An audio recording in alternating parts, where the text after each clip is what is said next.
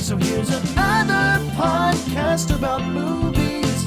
Burn after watching. Welcome everybody to the first episode of Burn After Watching, your new favorite podcast. Hello, hello, hello. I'm Borderland, I'm your co-host. I'm Mary, also your co-host, because Yes. we're two. Today we're going to talk about the Holdovers, the new Alexander Payne movie. Before we start looking at the Holdovers, we're going to talk about everything we watched in the last 2 weeks. We also have a special guest today. Yes. We're gonna have special guests every podcast. Yes, Dan. His name is Dan. Dan will be talking to us about Your friend. Yeah. One of your best friends. one movie that you've watched recently. And he tends to have quite different taste. We don't know. So we don't know We don't know movie what he's gonna talk about. We have no idea. I don't know if we've seen it, but we'll see.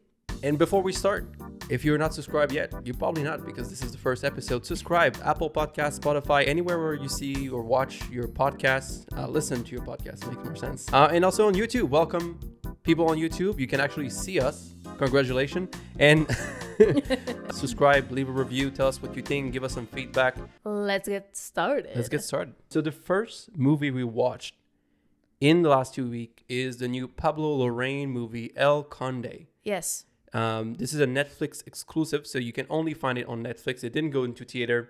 Pablo Larraín, the director of Spencer, one of our favorite movie from, I think, 2021. I love that movie. It was so good. If you haven't seen it, I highly recommend you watch it. It's beautiful. Beautiful. 3 days in Princess Diana life, but it's not it's not like overly dramatic. It's more personal what she's going through. Anyway, you should watch it. We loved it. It's not covering some of the big event in our life, I would say. It's covering kind of 3 regular day in our life. They're not talking about, or death or anything like that. But it's really obviously not, because she's alive in that movie. Yeah, but they're not covering the event. Yes, of I her death. understand. I understand. But it's really a beautiful movie. Gorgeous, super intimate, super touching, great movie. So we were quite excited. We saw that movie last year. It released in 2021.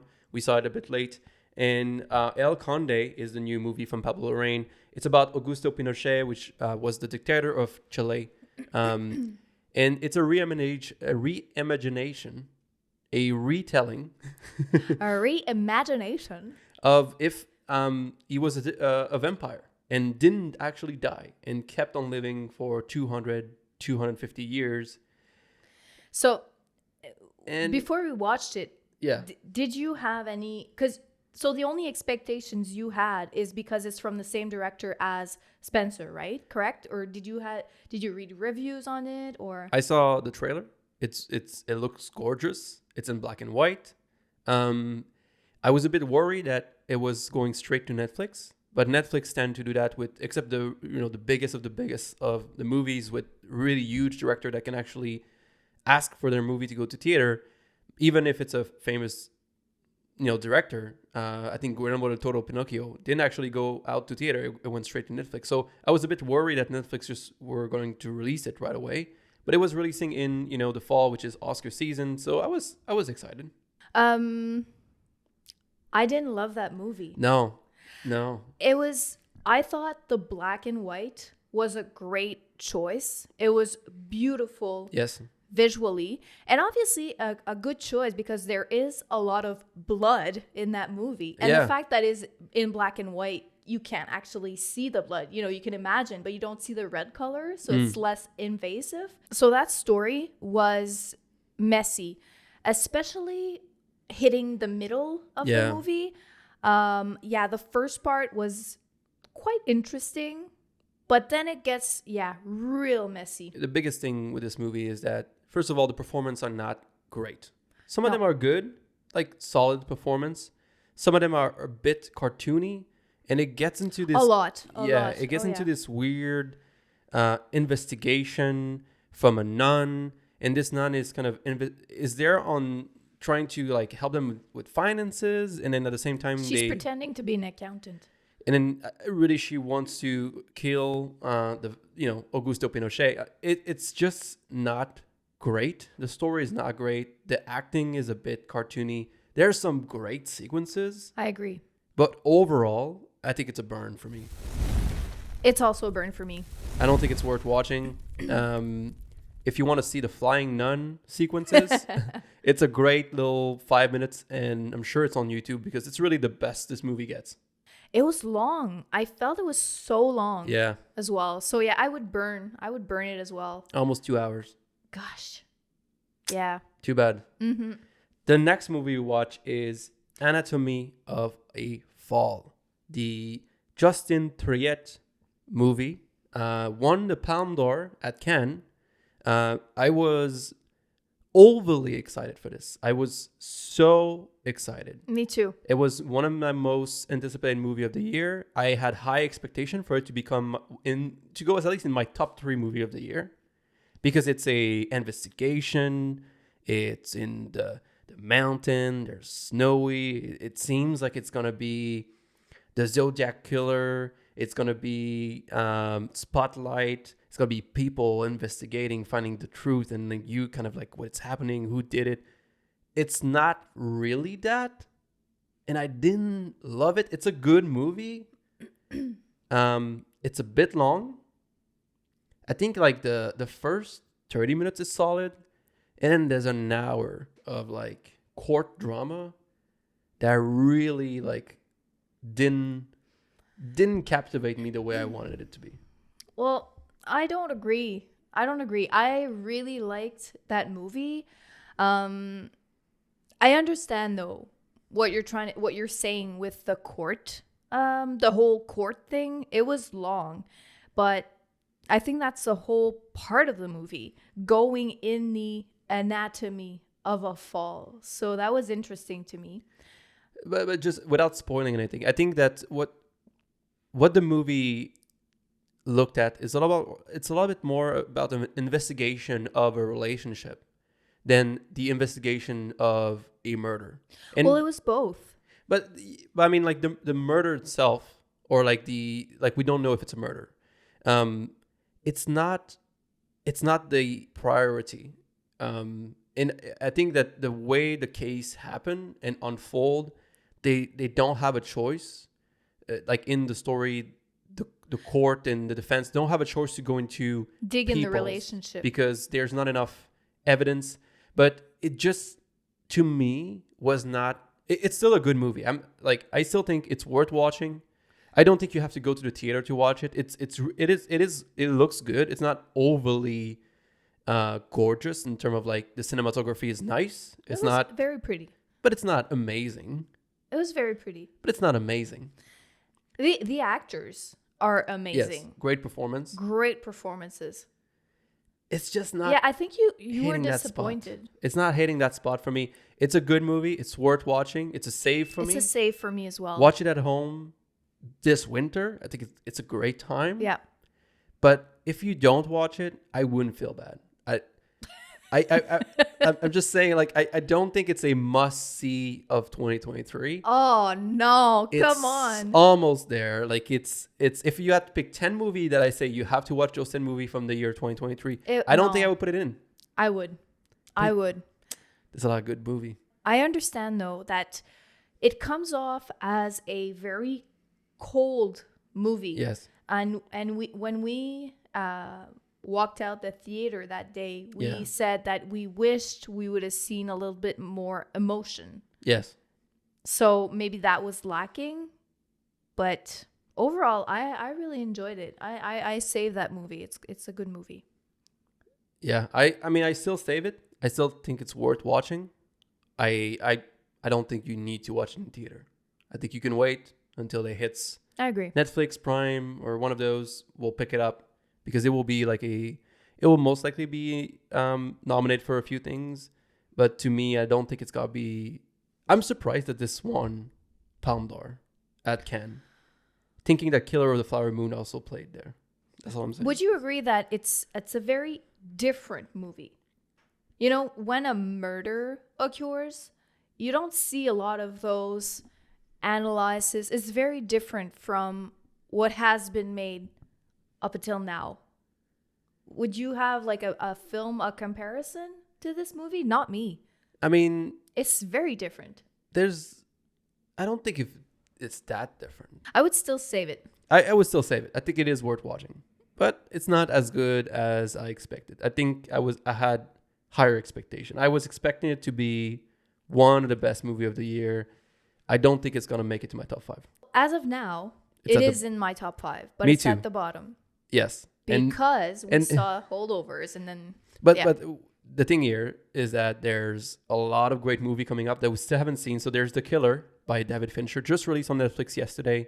We haven't watched it yet. There's Poor Things, which is a highly anticipated Napoleon. movie. Napoleon, which I have my doubt about. There's The Iron Claw as well. Yeah. Dream Scenario could be a surprise. We loved the first movie from that director, and sometimes Nicolas Cage can be very great. Most of the time, he's terrible. But like knowing that there's at least 5 other movies that have potential, and there's a movie that we might Maestro, also by Bradley Cooper. There's a lot of good movie coming out, and this is already at the bottom of my top 5. I would be shocked that no other movie is able to make it in, and this one stays in. We'll see.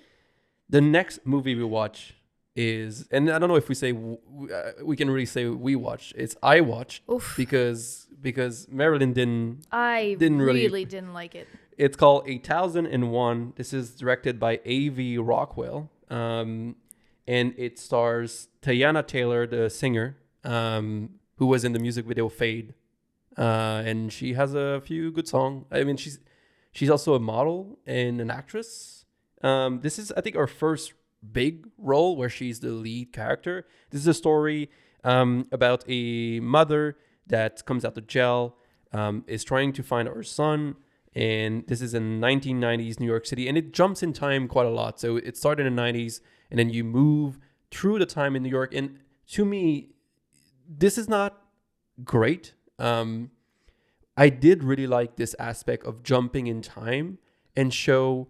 So this is a black family, and showing how New York and the laws and the bylaws that the mayors are putting in place is very racist. Well, it's meant to, they phrase it as it's meant to help the communities and help because I mean New York in the 90s was not a great place. There was a lot of crime, so they needed to clean things up. But they saw that like those policies were actually working against very specific communities. Whoa. And I think that was interesting. But some of the acting was not good. It was bad.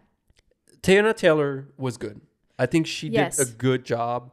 The script was not great. Some of the lines were so cliche, like things you've heard a million times, or just felt so out of place. Just like nobody would ever say that in real life. Like who speak like this? It just feels like the script was like not real. And this is a very emotional story. It's not a, it's a very it's a drama, about a family drama. And it has to sound real. I think Teyana Taylor did her best with what she had. I don't think it's amazing, but she's definitely the best part of this film. To me, it felt very long. It was so long. It was a never ending. And her son is, when the movie starts, her son is about 9, 7, 8, 7, 8, 9 like years old. And we go through the story. That's where you're talking about the jump in time, where he's maybe, I think he's 17. A he's teenager, gonna be 18. And then he's older at the end, yeah. Right. 20-ish. The whole movie, it was so super long. And the ending to me, no spoiler, but is a real joke. Because I had a lot of, so maybe you're going to watch it, but I had a lot of empathy for her story.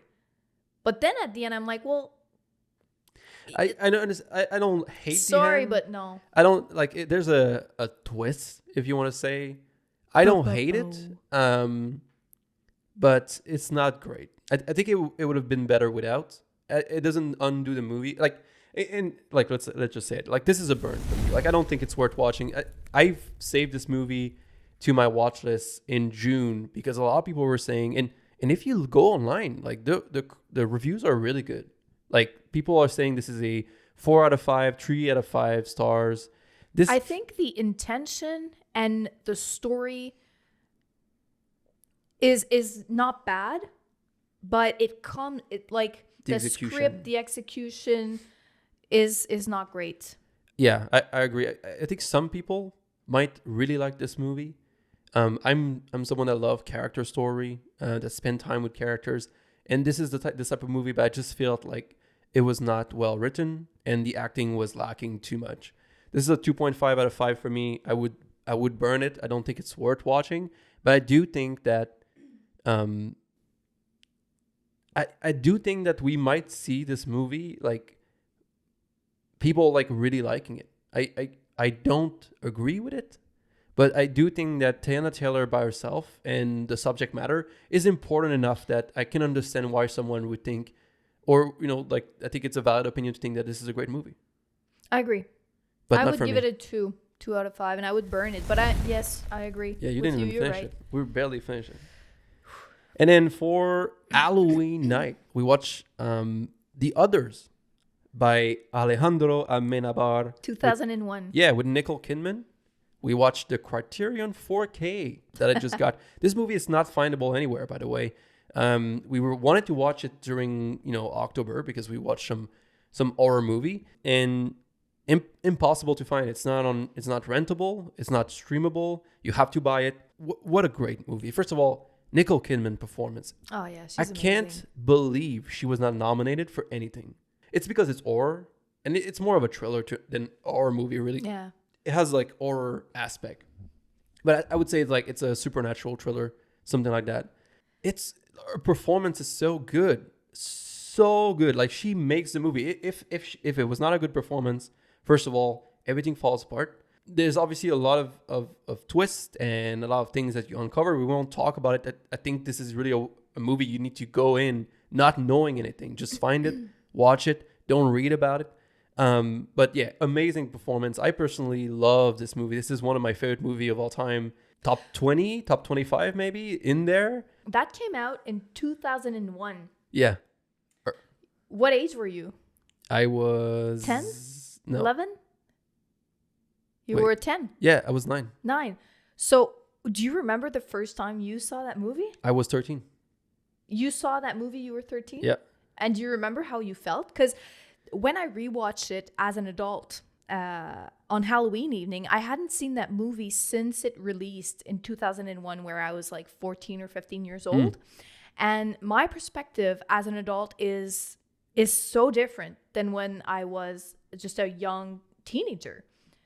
Like, I hadn't truly appreciate what the movie is because I was too young and I wasn't looking at the same things that I'm looking at now with my adult perspective. Yeah.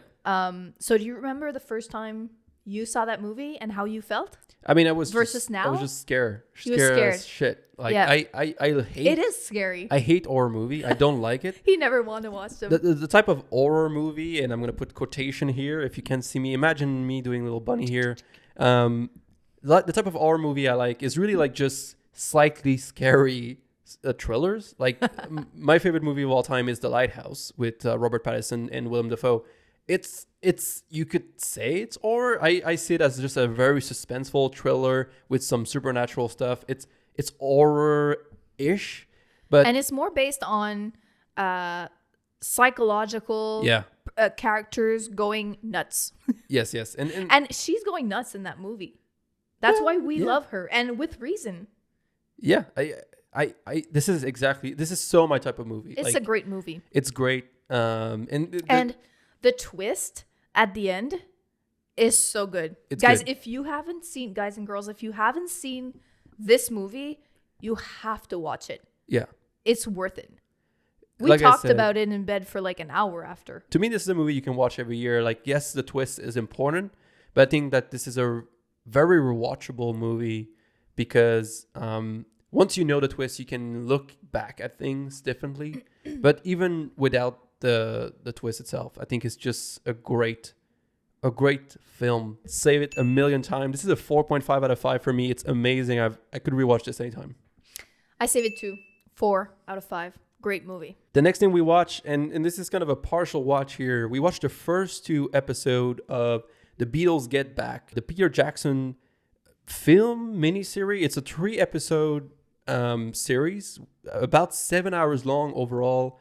And it's basically footage Yeah. From From the session of Get Back. We decided to watch this because the new song Now and Then from the Beatles came out, and this was directly related to this documentary where the technology they use to remaster the song was able to pick up the lost voice of John Lennon on that single that was recorded on the old tape, and they were able to finally release the new Beatles song Now and Then. Go listen to it if you haven't listened to it. It's such a great song. Amazing. So touching. And beautiful. We realized that we had access to that documentary and we started watching it. Thanks to Dan. I think overall, it's a if you're a Beatle fan, I think it's something you have to watch. It's definitely long, it's hours of footage, and it's telling a story as best as it could. But obviously, it's people making music, and if you love the Beatles, like it's interesting to see how ideas started, and you know a song so well for so long, and then you hear a slightly different version where they sing it slightly differently, or they had a different guitar line. It sounds so weird, but it's really interesting to see the process. We haven't watched it all. We watched 2 of the 3 episodes, so there's still 2 hours and a half to go, which I think will be focused on the actual concert outside on the roof of their studio. But so far, I'm really enjoying this. My dad, he's a huge fan of the Beatles, and I grew up listening to the Beatles all the time, and I love them as well. And I think it takes a lot of patience when you watch Get Back, because obviously you just hear jamming sessions, they play the guitar, they interact with one another, but that's what makes it so interesting. Having Paul and John talk together and then Ringo reacting, it takes time, but you get to know them better. And I feel very privileged to have access to that, you know? So we're going to watch the rest. It's real good. It's a save if you love the Beatles. It's probably a burn if you just like them. It would be hard to get through. Yeah. You'll think it's long if you don't love the Beatles. The next movie we saw was last weekend. It is the new Sofia Coppola movie, Priscilla. I had so much expectations. I really wanted it to be great because it's an important story. But I agree. It let me down. It was beautiful visually. Don't get me wrong. Beautiful. But the movie itself was just a sequence of scenes with... It's very disjointed. Right. Slice of our life there and there. I mean, it tells her story, but... Yeah, obviously she's going through a tough time. Yes. And we can feel that. Yeah. But it didn't feel like you get to know her. You don't know her. Yeah. It's a lot of just here's a few days from this year, and here's a few days from this year. And it's a collage that kind of give you an idea of what it was like. And their life. Yeah, how aggressive Elvis can be, how how much manipulation she went through was happening, but it's more just presenting things to you and not really making an effort to me kind of unfold things. I think it's definitely right, I agree, living it up to you, but there are very specific moments, and maybe it's very personal. It gets on personal subjects, but then it doesn't go and explore it. So maybe it's a choice where Priscilla didn't want to dig in personal, you know what I mean? Personal, because it is a personal movie, but I mean a specific event where she doesn't want to talk about it more because it's too painful. So maybe that's it, and I get it. But as a viewer, I wish I would have known more about that specific. I don't want to spoil anything, but when they have their first child and they're not certain she's not certain, and then finally she has her, and I understand. It just feels so I think it's almost if the movie doesn't want to take a stand. It does show Elvis, it is an old back. They show him as a bad person, a very bad husband, a very bad person, someone that is looking to just have fun, and also someone that is just looking for someone to wait for him at home. A cheerleader. On his own term. And they don't hold back. But at the same time, they don't really... I feel like they position Priscilla as just this naive girl that is a punching bag and never really, like, she, like, raised her voice a few times. But you don't feel like... It's hard to root for her. Well, I felt sorry for her the whole movie because, as you said, she's young. She's very naive. She's much younger than him, 13 years younger, I think. Has no experience. Is just leaving school to go live with him. And so the few times she tries to answer back or raise her voice, she gets gaslighted. So I felt sorry for her, really. But I wish it was... But you don't root for her, right? Like you don't... Well, I do, but... But like I want her to win in a way because obviously I want her to leave, but it takes forever.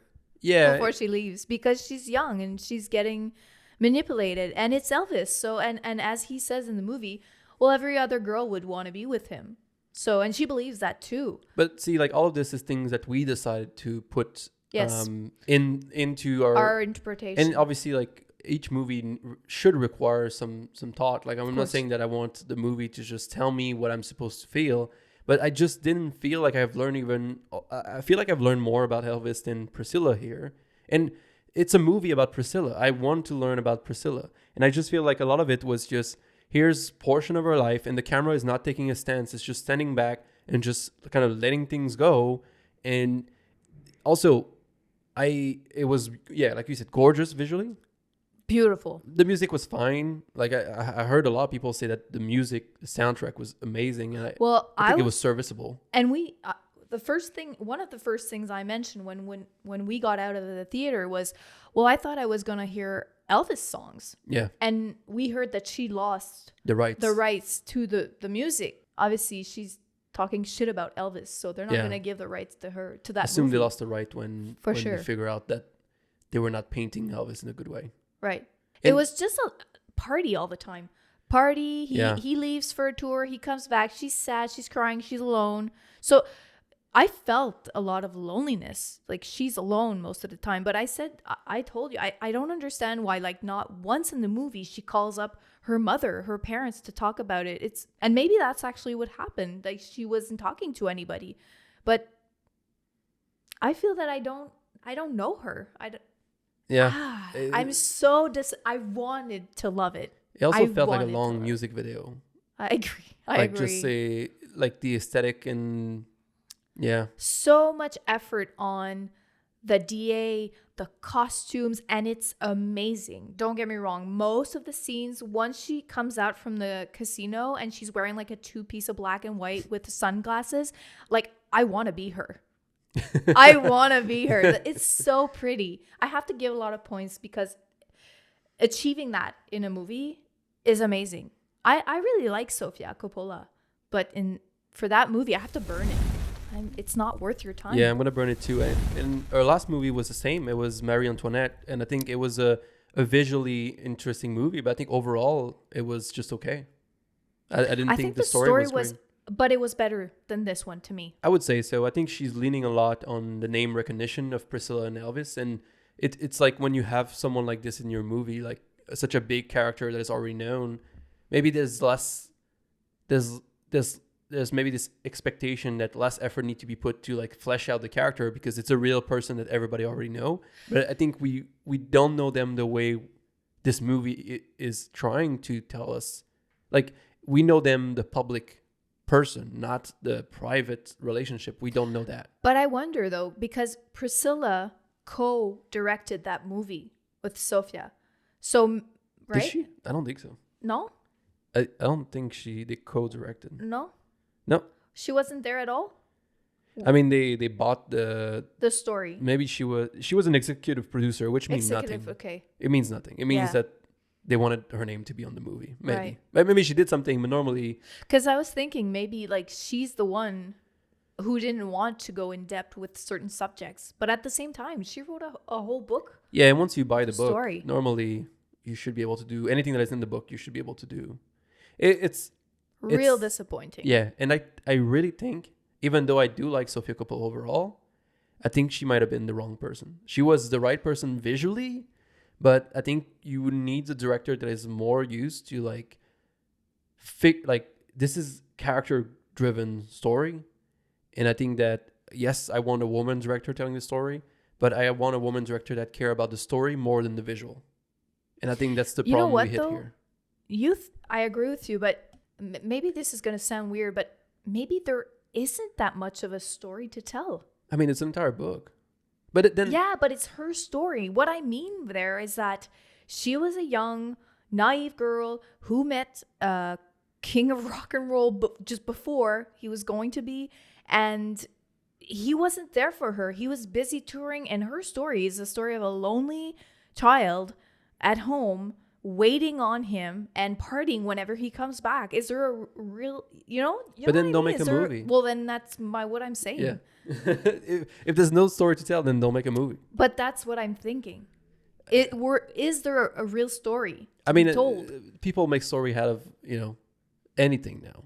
There's a story about McDonald's. There's a story about Battleship. You can make a good story if you want to. It requires more work. Like if you have a thin source material or no source material, you have to invest a bit more in the writing. Their two characters are uninteresting. He's a narcissistic, manipulative. I think that's interesting. Like bad people are interesting to look at and understand why they are bad and try to, like I said, flesh out and go to like the surface level. He's a bad person. The surface level, she's naive and she's young and she's being manipulated.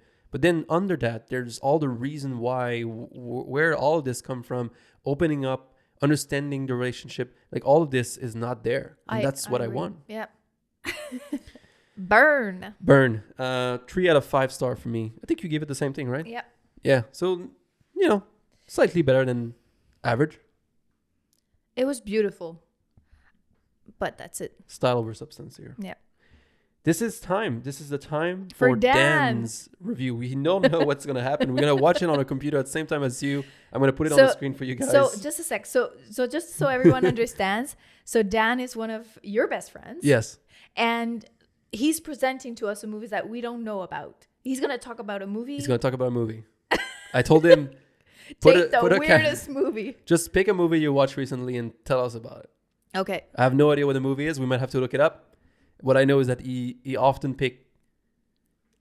watch movie that I don't know how he gets there, because it's like I never heard of it, which is like surprising that you would never even heard of it, or like it's like, how did you decide to watch this now? It's sometimes we'll find out. We'll see. Let's go. This week's movie is Turner and Hooch. If you're considering getting a dog, the first half of this movie is a good deterrent as to why you shouldn't get a dog. The next hour is a reason why you should get a dog. This is a buddy cop movie where the cop is Tom Hanks and the buddy is a dog, a giant slobbering mess of a dog.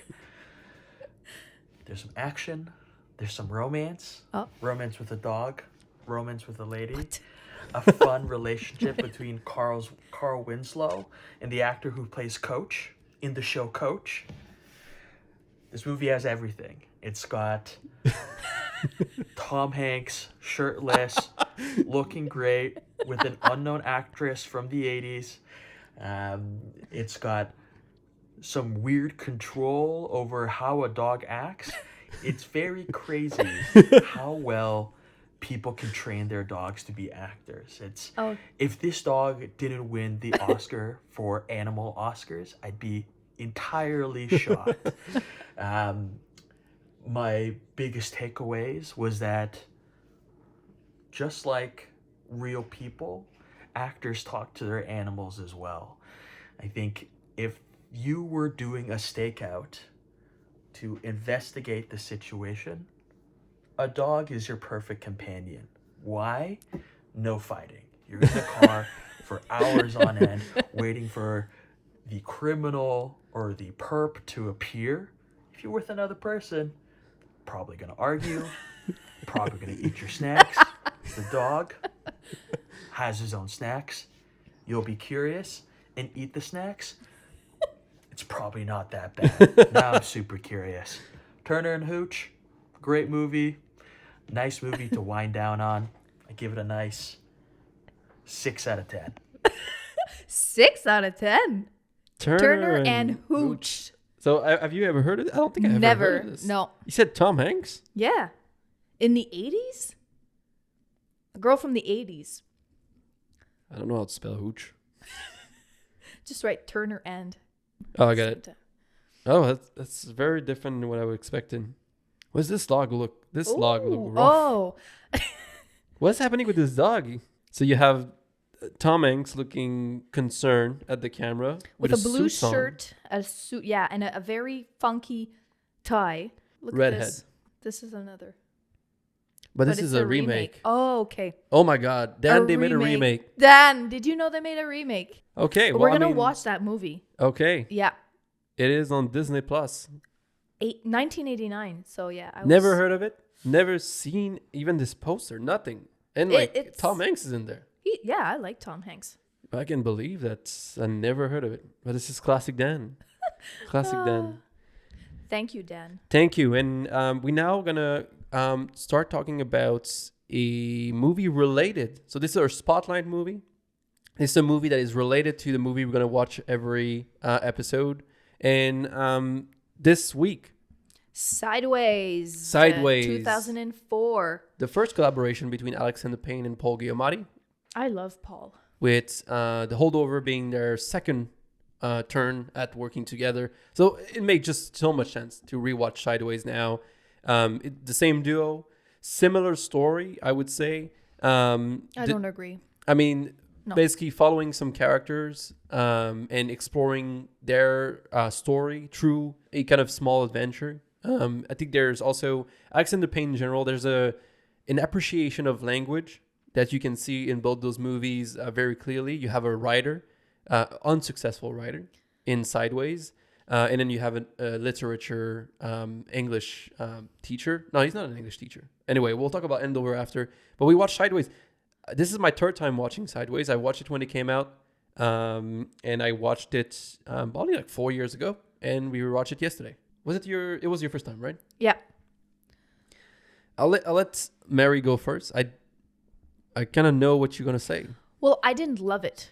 To me, it was very long, very redundant. So it's two friends that go on a trip in the vineyards because they want to taste wine, and his friend is going to get married, so he wants to have a good time, like a their bachelor party. Yeah. And to me, it felt so long, very redundant, tasting wine, having a little party, meeting up with people, very cliche, very cheesy. It didn't, like, you know when you say a movie didn't get like, it's not aging well? To me, it didn't age well. Oh. And I was very frustrated as well with Paul Giamatti. Giamatti. Yeah, Paul Giamatti. His character. He's just a yes man in that movie. He obviously is great in that role, but it was very frustrating to me. I was like, he's a yes man. Yeah, he can't say no. His own mother is like, okay, you're gonna stay over for a sleepover. He's like, can't say no. But see, like, I didn't like it. I didn't read it like this. I think it was part of the plan, but he didn't want to admit it to his friend. So at the beginning, they're driving to the country, and I think that, first of all, he's stealing money from his mother. Yeah. And two, I think the plan was to sleep there so he could save money on an hotel, but he didn't want to admit that to his friends. So he make it sound like it was just, I don't know, we won't stay. And it was, oh, well, we'll just stay and we'll leave. Like, to me, he's someone that doesn't like confrontation. For sure. So, but he's not necessarily a yes man. He has things that he says no. Like, often he asks the other character, played by Thomas Church, what's his last name? Thomas and Aidan Church, who's basically, both of them are quite dysfunctional. Paul Giamatti, a writer, doesn't have his life together. A wannabe writer. He's depressed. He got divorced 2 years ago. He loves wines, and he's very, like, knowledgeable about wine. And it's kind of his passion, but he's dysfunctional. And Thomas Aidan Church, also dysfunctional, about to get married. He's addicted to sex. He's cheating. He has, like, an acting career that is not really alive, but thinks that he's this big actor or like this big celebrity, and he take that as an advantage, or he use that as an advantage. But to me, it's an exploration of like two very dysfunctional character, and like them just trying to figure out their own life. And it, to me, what's interesting, and I don't think it's a perfect movie. I do think that Paul Giamatti character is interesting, and I really liked his stance on life. Like, he's obviously depressed, but I do believe that all the wine stuff is an interesting metaphor for how he sees things in his own life. And I think that there's a lot things of that take time, waiting for the right moment to open a certain bottle. I agree with you. That was interesting. And there's a lot of a correlation about his appreciation of certain wine and certain he doesn't like, and why he likes Pinot Noir. And also, like, it gets really funny at time. It does get I understand the repetition. It's a bit cheesy. I think some of the editing and music choices didn't age well. Oh yeah, the music is, gosh. It's very much like elevator jazz. Worse than that, yeah. Oh yeah. It's elevator jazz.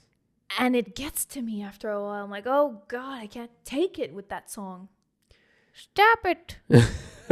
But like, outside of that, I do like this movie. It's, to me, very comfortable to watch. And I think, yes, it's kind of surface level a bit. Like, there's a clear person you hate, and there's a clear person that is technically an asshole. Like, Paul Giamatti is technically a bad person. But you do feel for him, and you do kind of like empathize, because his life is going terrible, and it's because of himself. His career is kind of shit, and you really appreciate wine, and he's passionate about it, and he's in the movie kind of falling in love with a girl, and he wants to take things his way, and he's a shy guy, and he's not really confident, and he's still thinking about his ex-wife who just got remarried and is going to have a child. And I think that he wants to take things his way, but his friend is like really pushing him to be a different person that he's unwilling to be. And I think that's where like the metaphor of like, there's such thing as a grape that you can't do. This is meant to be this one thing, and you can't push it to be a different thing. That to me is very, very cheesy. To the whole metaphor with the wine tasting, it goes on and on and on and on. But I agree with you. There's a few really good moments, hilarious. No moments. Fucking Merlot. I'm not drinking any fucking Merlot. And when he goes when he's in the wine tasting? Yeah. And the barman, the guy who works there is like, this is not a bar, sir. Anyways. Yeah, he learned that his book is not picked up. Yeah. And it won't get published. And he just that scene lost is hilarious. He goes crazy. I would burn that movie. Oh, I would save it. I think it's a good movie. I think it's worth rewatching. It's not exceptional. It's a nice little I wouldn't call it a feel-good movie, but I like just following two characters over a week. What I like about this movie and repetition is that it shows how dysfunctional people make small decisions, even if the same opportunity, like the same scenario, the same, day comes back, right? Because things are repetitive. So they're still making the same choices. Yeah, they will make the same choice about the same thing twice, and they know how it happened the last time, and they're going to still make the wrong decision. You kind of get an understanding of like how those people gets where they are. It's because of a very small decision that they are unable to make the right decision on, and they are dysfunctional. But to me, so in comparison with the Holdovers, which is 19 years later, to me is much more interesting than Sideways. You can really see the evolution of Alexander Payne, his talent, the writing of the story, visually. So it's a world apart to me. It's very different. Let's talk about it. The Holdovers. I loved it. So good. Fucking good. So good. Paul, I can't pronounce his last name. Paul Giamatti. Sorry, I keep saying is so good in that movie. He is amazing, and that kid, Dominic Sessa, I think. It's his first, you told me, I didn't even know, it's his first role ever. And he is amazing as well. First role, never played in anything. That's unbelievable. Amazing. I think he has a long career in front of him, to be honest. I think he really did something special there. Paul Giamatti, also great. The other actress, Davine Joy Randolph, who played the cooks, also So good. a lot less time to like. She's in the entire movie, but a lot less, like very small portion Moments. where she shine and she get very little to do in a way, but she really take advantage of those moments. So maybe we could just tell the story. So what the story Yes. is about. So sorry, we're too happy about this movie. Paul Giamatti is an instructor at a New England prep school in the 70s. And basically every year, Some students. the students that don't have a place to go for Christmas have to stay back at the school, and they are called the Holdovers. And one teacher is selected to to basically supervise them. Yeah, babysit them. Every year it's supposed to be a different teacher. The teacher that was supposed to do it lied to get out of it. And Paul Giamatti, well, I don't now that I Paul help G. Giamatti, Gigi. He's I think he also in normally charge. stays over the Christmas break. He has nowhere to go, so he's kind of like the guy that they always ask. And he's a very old school, stuck up teacher, very strict. Yep. So yeah, and the kids that are staying, the holdovers, obviously you would know that they're not happy being there. No. So that's the premise, the story. And you have basically 5 kids that are that need to stay over. And what I love, so let's touch on the influence here. This is highly influenced by 70s cinema. So first of all, Breakfast Club. Yeah, it's in the 70s. It happens. It was shot on camera from the 70s. That's and amazing. You can tell, like, it's very nostalgic. It's vintage. It's a little bit grainy. But also the story is very classic 70s story, which I think one of the big thing that you will feel maybe the difference between nowadays stories and maybe stories from the 70s, 80s, is that in the 70s, 80s, it was a lot simpler. Movies were not as complicated. I think also it was like a lot of time, like not a lot of movies were made about a certain subject. So there was no need for, more complex thing that people haven't seen before. It was more based on the psychological of each character and their evolution together in that movie. Specifically, that's what we get to see. A little bit like Breakfast Club and other movies from the 70s. Very personal movies as well.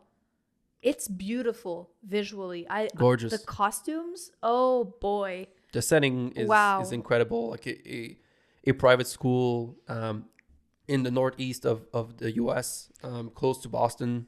And it's during the holidays. So now with the first snow, it's very comfy and cozy. We loved me, it. This is an instant classic, an instant perfect Christmas movie. I agree. And I really think that to kind of tie it with Sideways, I think you don't get a movie like this from Alexander Payne without Sideways. A lot of the theme and the thing that he was exploring with Sideways came back here a lot better. Like, I think everything's hits a lot better.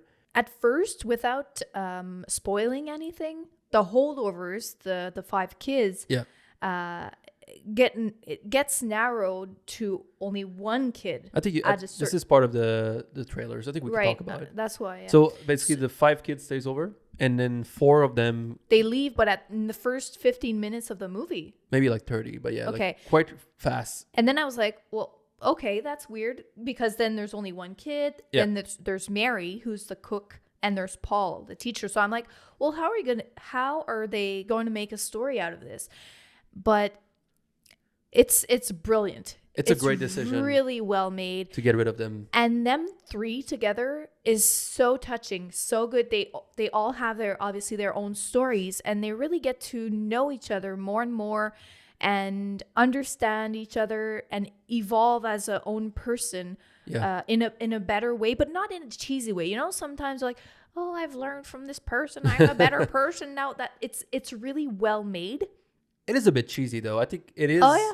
Well, I think it's on purpose. I think one of the things with getting inspiration from the 70s is that Yeah. A lot of the things that we consider cliche now are because they've been done so much. And the things that have been done so much started in the 60s, 70s, and 80s when movies like The Breakfast Club and all those movies became a huge classic. A lot of movie took inspiration from them, and then they kind of grow into where we are now. So when we think about like a character is cliche, I think some of the character in Holdovers are a bit cliche. Like, But that's exactly the 70s. but yeah, Yeah, that's it. you're It's on right. purpose. You have very cliche character, but they utilize them the proper way, and then also they ship them out of the story, which, like you said, I think it was a great move, because then you really get to focus on, here's 3 people and let's explore them in and out. And there are some other people that come and go in the story, and it's good, because or else they would only be them 3.